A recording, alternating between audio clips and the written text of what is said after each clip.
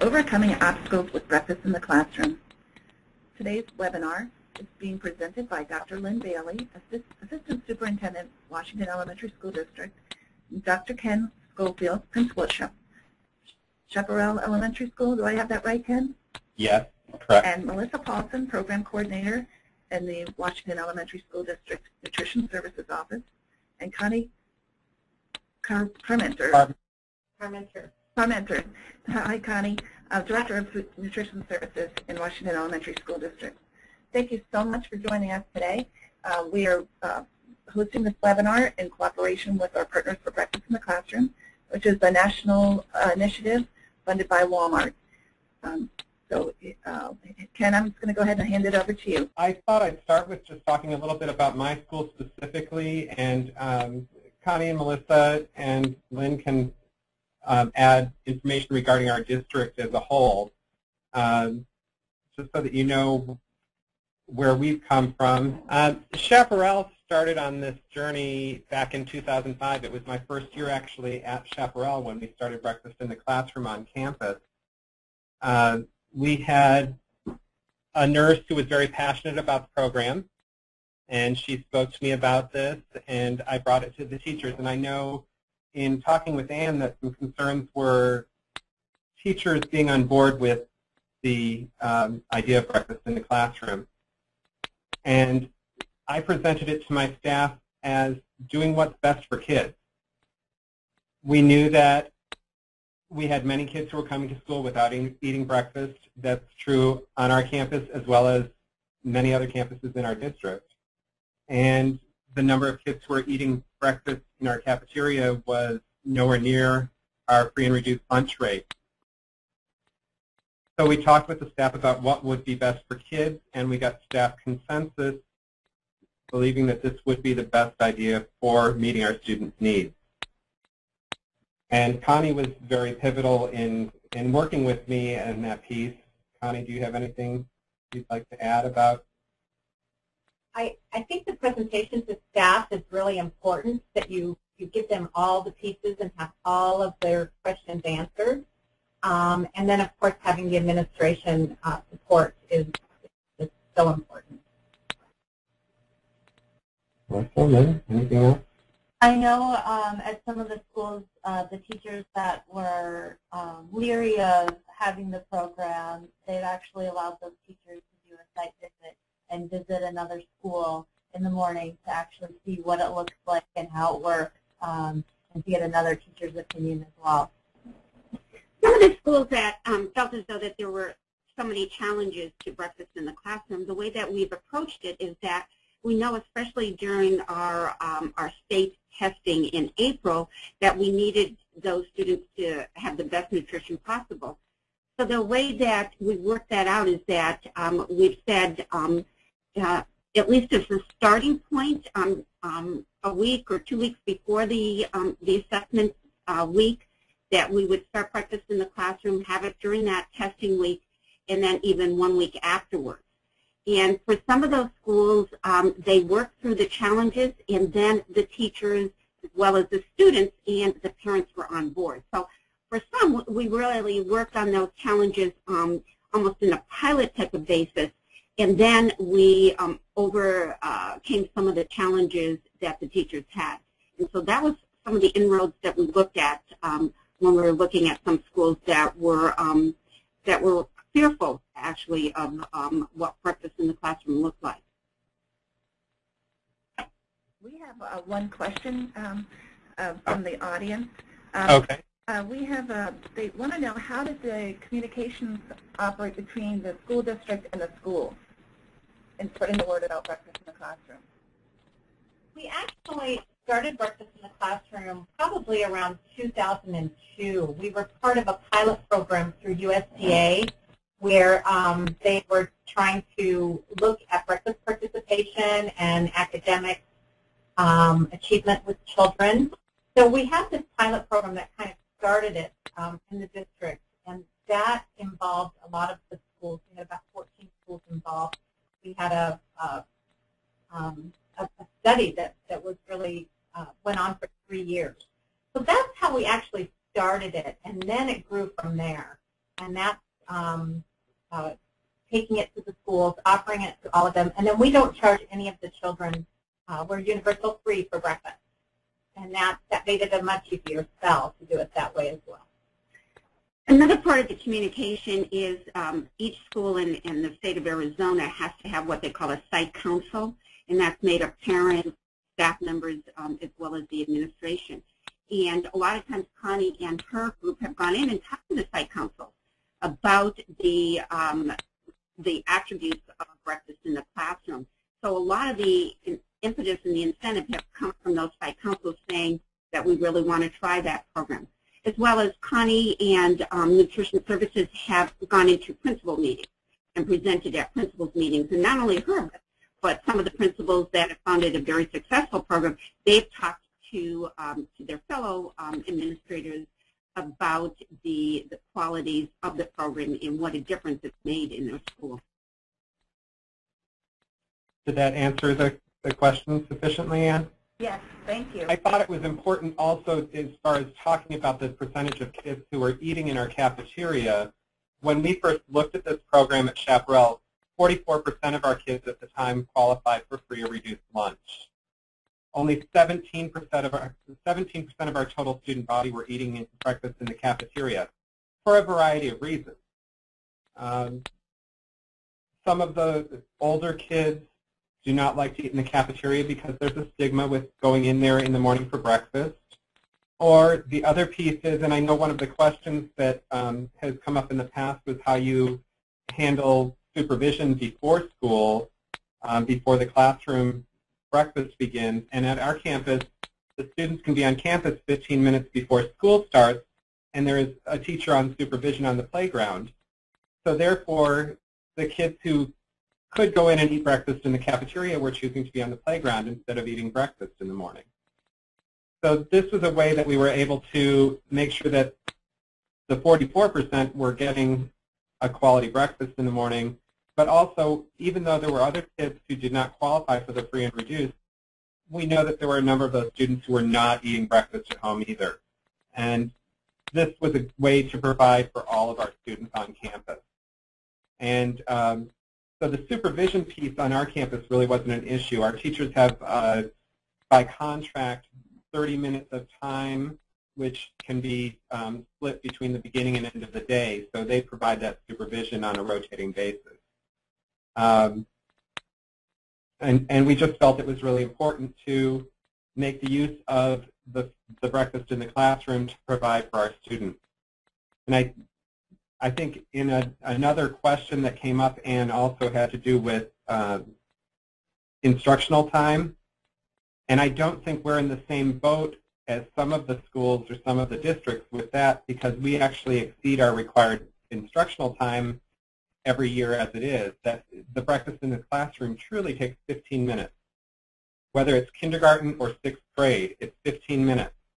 Now, the first week of school, it's a little bit different as the learning procedures and routines, but that 15 minutes is not impacting meeting our guidelines for instructional time. We're still exceeding that requirement by far each and every year. And part of that 15 minutes is really building up a community. That's really been one of the attributes that has come out of this program, because we really actually, even within that 15 minutes, sometimes do character education, those types of things. We're really building a community within that classroom right from the beginning during that homework period, whether it's a kindergarten class or an 8th grade class. So the teachers have felt as though that eating together in that type of venue really gets everybody together. They're starting together today on one road that they can then continue on. I should probably let Connie talk more about this part than myself, because this is her area of expertise, but I know that how does the food get to the classroom is a big concern, particularly for teachers. Our food services department has been great in working with us. Our cafeteria gets everything prepared. Each classroom has 2 bags. One bag contains their milk and their juice. The other bag contains their hot choice or their cereal choice, and fruit on the days when there's fruit in there as well. And we have, on our campus, we're a smaller campus, we're about 600 students. There are 3 carts, and they stack them with the bags. They wheel them down to the hallways.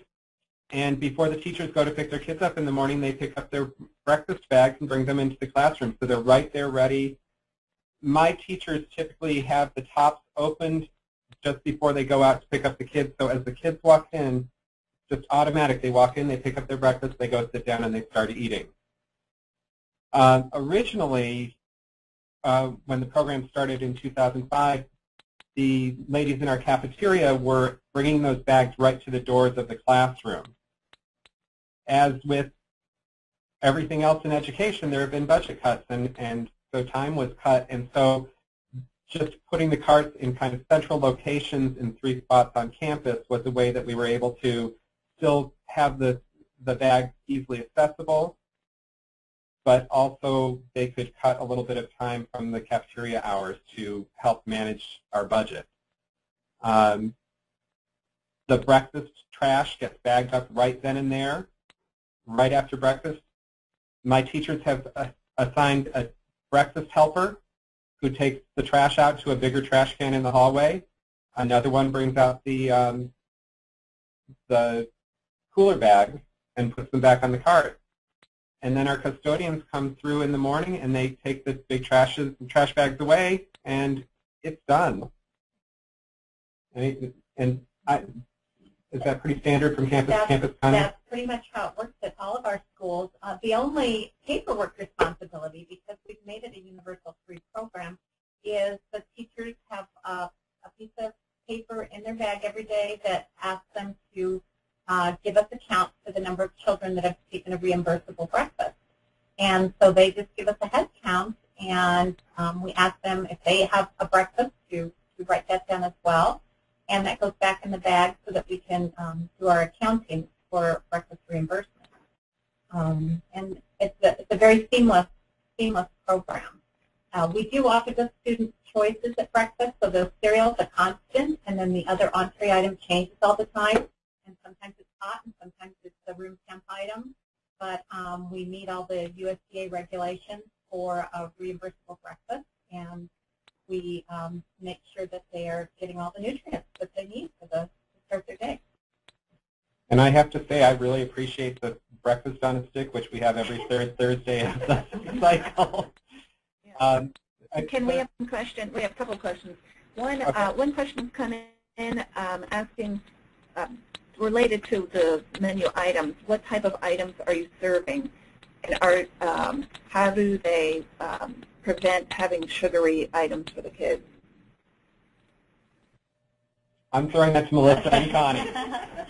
We actually serve the same items in the cafeteria as we do in the classroom, and that's another selling point, thinking that if you bring it into the classroom, things are going to change. But we do have to meet our USDA guidelines. We provide some really good breakfast items. We also include fruit a couple days a week, yogurt, string cheese. All our milk is the low-fat milk. And we do all this. The manufacturers have been doing a great job doing all, providing the low-sugar cereals. And so, yeah, we have a lot of whole grains and just a variety of breakfast items. We like to provide a variety just to entice more kids to eat. I know at other districts that just send one thing to the classroom, I think they lose a lot of participation by not offering a choice.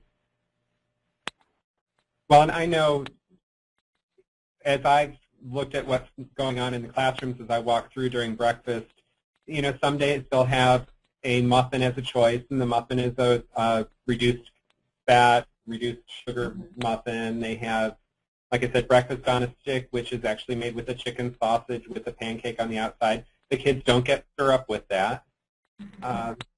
There are, I know one choice this year was a breakfast burrito with egg and cheese and sausage in the burrito. There was an omelet choice, bagels, so a variety of items. And the kids, most of the kids seem drawn very much to the, I call it the hot choice, but it's not always hot. The bagel is room temperature, but most of them are drawn to that more so than the cereal. Are there any other questions about any of There's that? a question about the background of the kids in your school district, geographic type of information, like what are the ethnic backgrounds of the kids in your school district? Take that into consideration when picking the menu. Oh, do we take that into consideration? First of all, we are in the Southwest, so you did hear the breakfast burrito, so that may not be something that every part of the country may enjoy.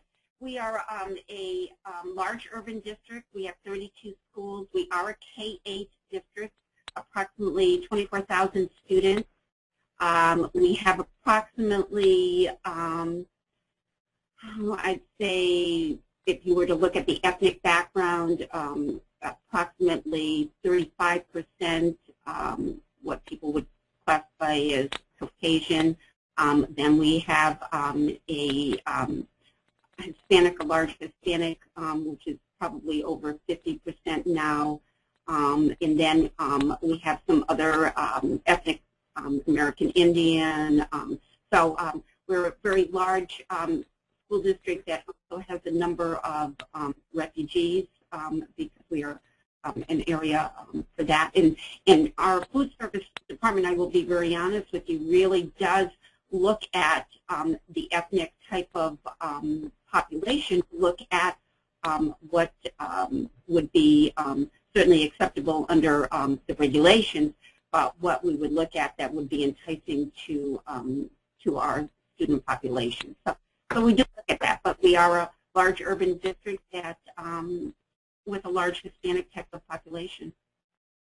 And high school is probably a little different than others in the district, where many of our schools, as far as their ethnic makeup, is either Hispanic or Caucasian. My school has much more, I would say, diversity because we have a lot more groups represented.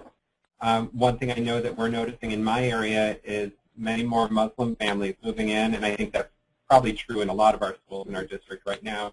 And so there are some specific dietary needs that they have as far as their religious beliefs, and the breakfast in the classroom has not been a hindrance for them as far as that goes because of the cereal choices. If there's something that's a hot item that is not going to meet their dietary needs for their religious beliefs, there is cereal choice. Great. One other question, as a follow-up to that one. How do you communicate with parents with the language barrier about in the classroom? I'm sorry, in reference to breakfast in the classroom? Yeah. Mm-hmm. We have a large translation services department, and that actually, even during parent conferences, we have translators that are dealing with probably 25 different languages. So we're really tuned into that.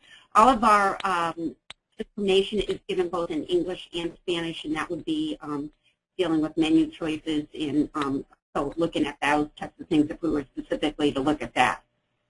And I know when we have families who come in and register on my campus, we make a point of telling them specifically that every child receives free breakfast in the classroom every morning. It's not, we make a point of telling parents it's not something where they have to eat. If they choose not to, they obviously do, we're not going to force the child to eat, but we do let them know that that is always an option. And if they choose to eat, we have many kids who do eat a breakfast at home. I'll be very honest with you. I know that we have probably 25% of our kids who eat breakfast at home and then come to school and eat breakfast at school again. And just knowing my son, that's what his preference would be. He'd probably rather eat breakfast at home, eat a breakfast in the car, and eat breakfast at school. So, you have those situations. But we make sure that every family is aware that that is an option for their child and it's at no cost. Thank you. Any other questions, or should we go on? Go on. Thanks. I think the biggest battle that the teachers face with the Breakfast in the Classroom program is procedures. And the first week, like I said, the first week it takes more than 15 minutes. But once those kids get it, we actually have our 6th grade students start specials 15 minutes after the school day begins. It's very rare that those kids are late to specials. So in 15 minutes time, they get in the door, eat their breakfast, get out the door to their special on time. They know what to do. It's just like teaching kids how they have to go to the bathroom, or how they ask a question in class, or what they do if they need a pencil sharpened. It's just part of the procedures and routines. My teachers teach that very first thing. They focus on that along with all the other procedures right at the beginning of the year. And by teaching it as a classroom procedure to the kids, it does not take up a lot of time. It just becomes the norm in the room. As we have new kids who come in, which we have fairly transient population in our district, the new kids learn the procedure from the kids who have been there. They get assigned a buddy, that student shows them what to do, they learn the procedure, and then that is totally ingrained in them. As far as different grade levels, it will look different at different grade levels. My 6th grade kids walk in the door, the cooler bags are right there by the door. They pick it up, walk in, and go and sit at their desk. My kindergarten classes, they walk in, they take care of all their belongings first, because we know that 5-year-olds are going to lose things along the way. If they don't put their backpack in their cubby right away, we may never see that backpack again. So they take care of all their personal items, they do their check-in procedure that the teachers have set up for them, and then they go and choose their breakfast. And then cleanup, again, varies from teacher to teacher in the amount of structure that that teacher likes to have in their classroom. Some require the kids to raise their hand to show they're finished so they can then go take care of their items.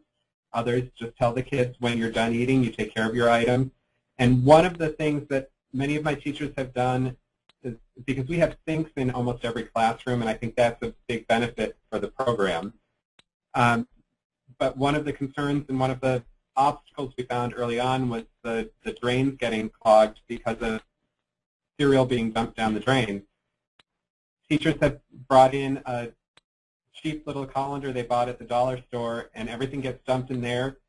We haven't had any drain issues since that. And I already talked about the impact on instructional time. It's really, for us, it's nil. And the benefits, I think, on that end outweigh, because we had so many kids before we started this program, and this is the reason my nurse came to me, who were coming in with stomach aches, 30 minutes into the day, or who were coming late to school. Our number of tardies has decreased. The number of kids in the health office with tummy aches has reduced significantly, except during flu season, which you're going to have that anyway. So I think overall, the instructional time has been increased for students because they're not leaving the room as much and they're not getting to school late. Any questions related to any of those? Well, there's one question that's similar to one that I had sent to earlier before the webinar about how to avoid wasting food. Connie. The food waste issue is always a concern to teachers and then the nutrition services alike.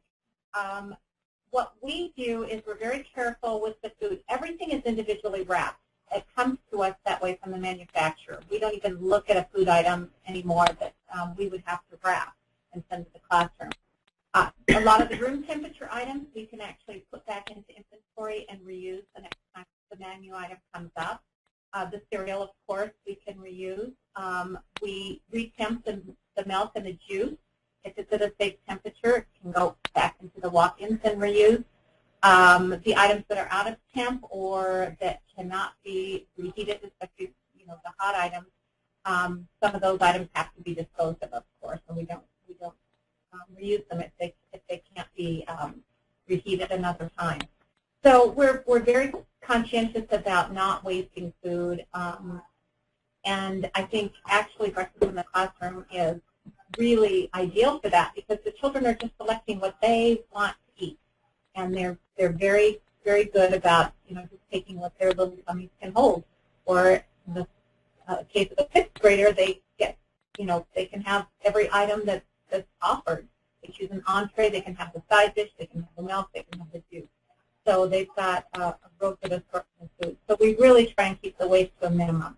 Plus, we're able to kind of, over the years we've been doing this so long, we kind of can predict which items are going to be most popular. So on a day where it's muffins and cereal, we know the kids love the muffins.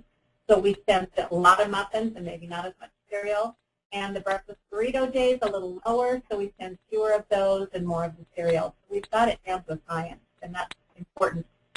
That your food service department can really work at looking at student preferences when they plan their menu. Well, I would think it wouldn't be any different than if you're serving breakfast in the cafeteria, because they would still have to have, there's probably more food waste when you're serving in the cafeteria than breakfast in the classroom, because you never know how many kids are actually going to come in and eat that day, and you have to be prepared to feed them. And would you say that's accurate, Connie? It is. That's true. We have very consistent numbers in the classroom.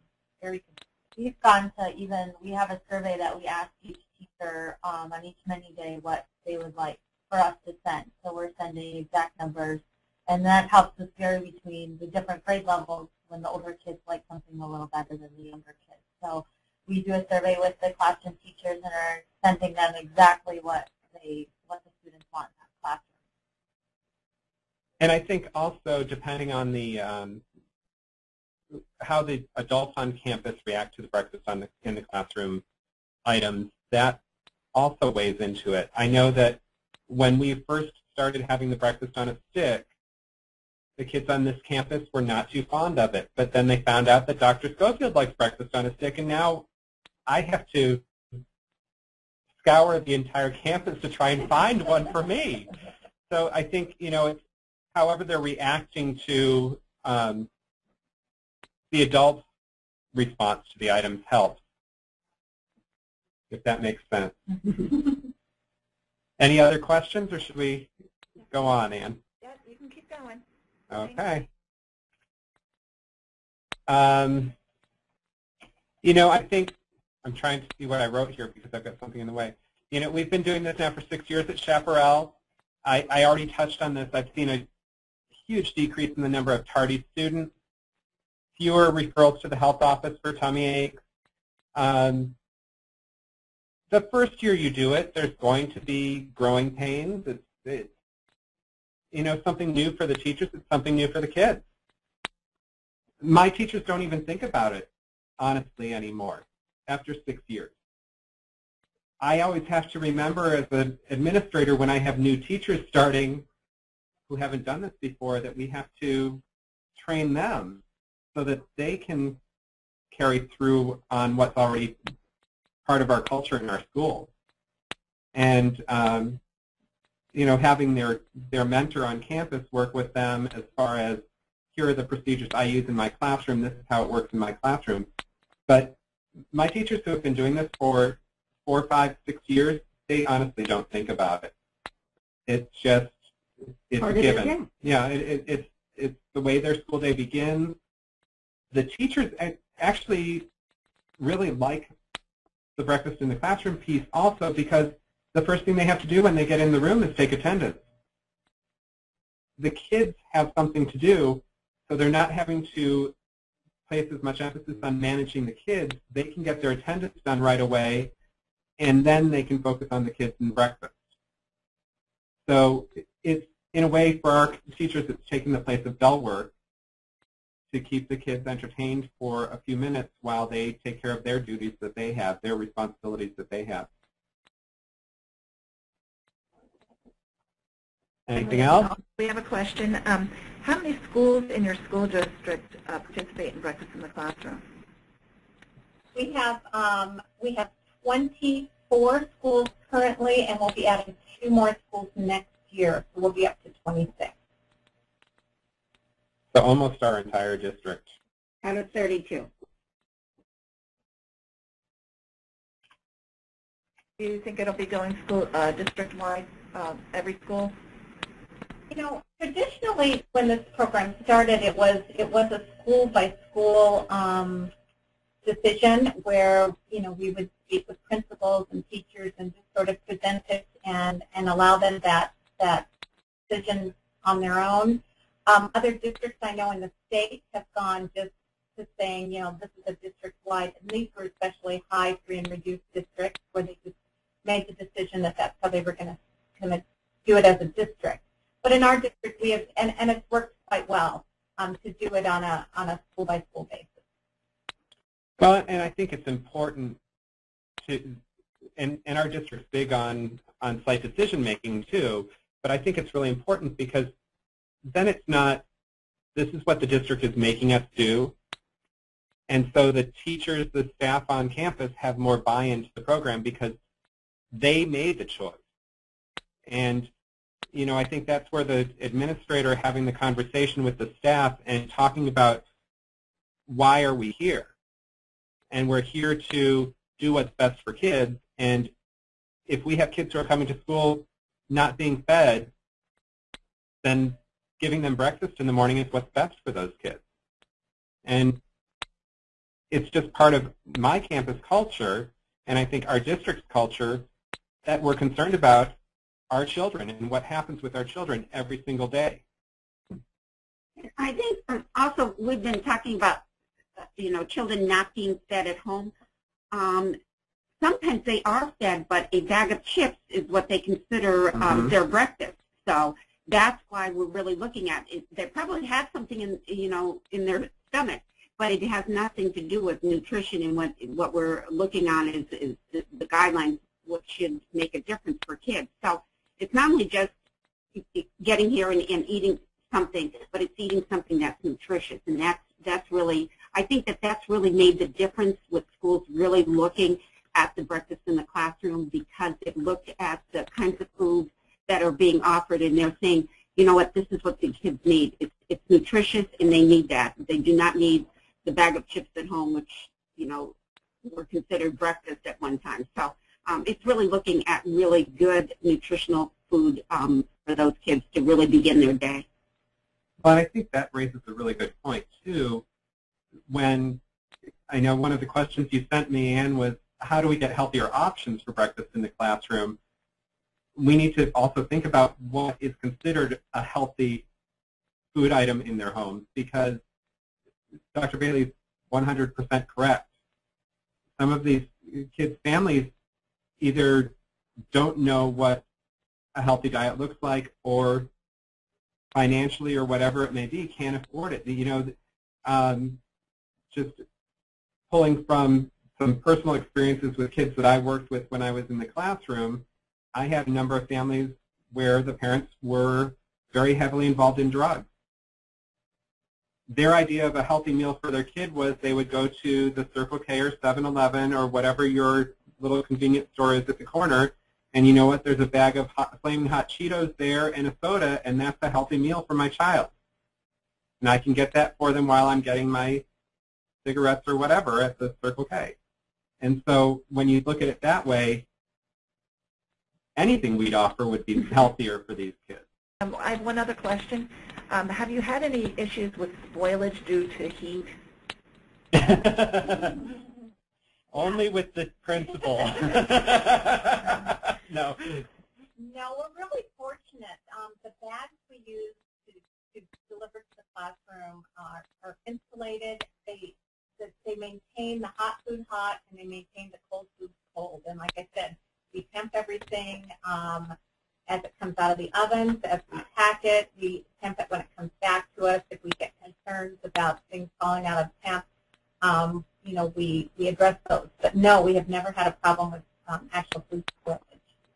And the process is relatively quick. By the time we pack it and get it close to the classrooms, it's there 15 minutes before the kids arrive. And like we said, breakfast only takes up to 15 minutes. We come back. So the food is only probably an hour, hour and a half that we're actually the time frame by when we're sending it out, getting it back, temping it again. So spoilage really isn't an issue. And we always encourage all the teachers not to keep food in their classroom. Anything that's left over, please send back to us so we can handle it properly. Well, and you know, in Phoenix, that would be a huge concern. Particularly, we start school in mid-August. It's 110, 115. So that would, and even in the mornings when you're doing breakfast, it's already in the 90s some days.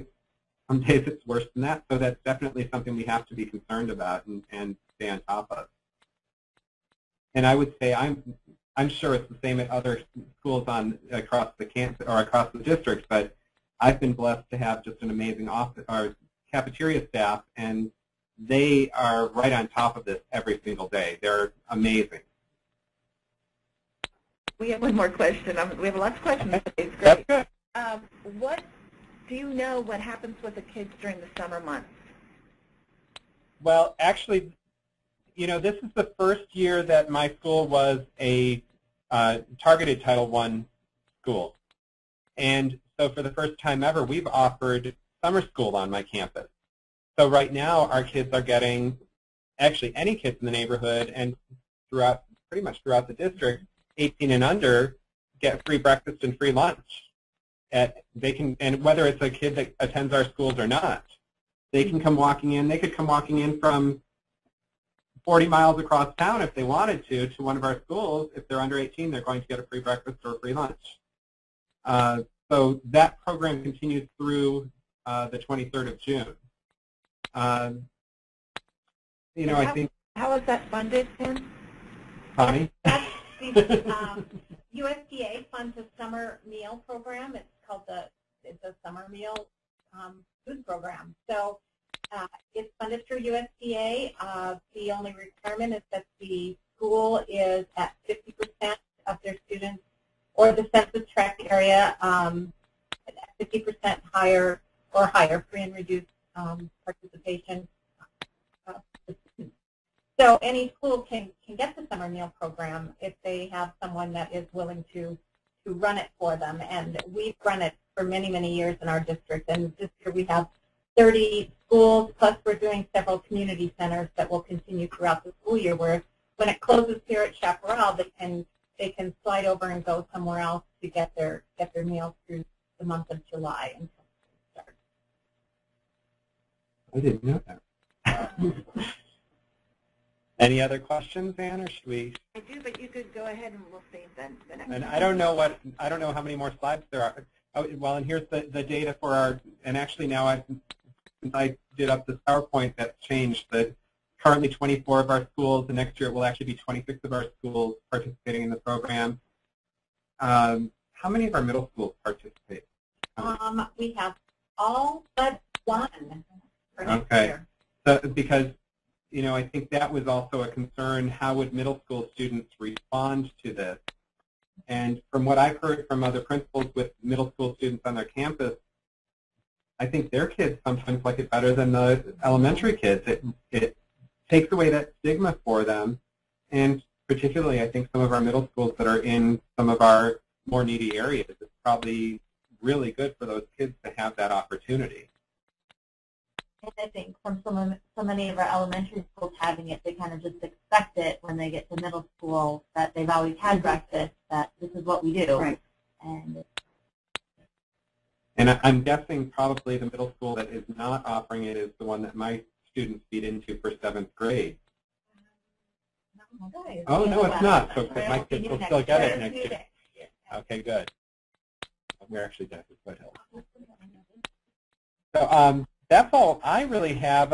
I included contact information. I'm happy to, if anybody has questions that don't get answered today, I'm happy to answer questions. Yeah. I'm sure that Dr. Bailey and Melissa and Connie also are happy to answer questions if you would like to contact us.